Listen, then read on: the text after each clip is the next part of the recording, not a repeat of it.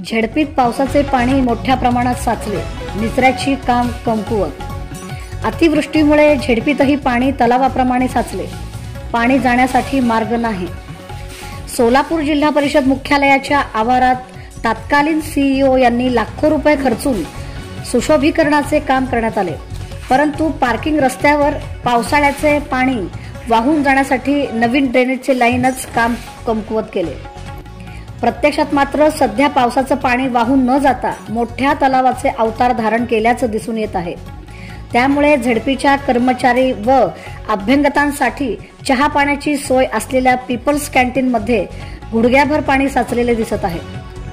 एवढेच नव्हे तर जिल्हा परिषदेत साधारण 15 ते 20 लाख रुपये खर्च करून उद्यानाचे सुशोभीकरण करण्यात आले, पण त्याचाही असाच आहे।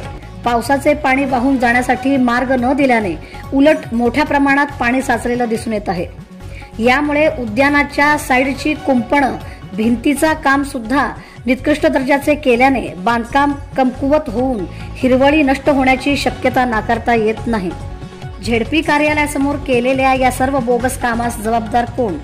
तत्कालीन प्रशासकीय अधिकारी, सिव्हिल इंजिनियर का ठेकेदार यांनी केलेल्या कामाची चौकशी करून यांच्या मागचा कलाकार कोण याचा शोध घ्यावा लागेल। तसेच त्यांच्यावर कारवाई करण्यात यावी अशी ज्येष्ठ नागरिकांत चर्चा सुरू आहे। पाण्याची निचराच केला गेला नाही, एवढे लाखो रुपये खर्च करून जिल्हा परिषद मध्ये पाण्याचा साठा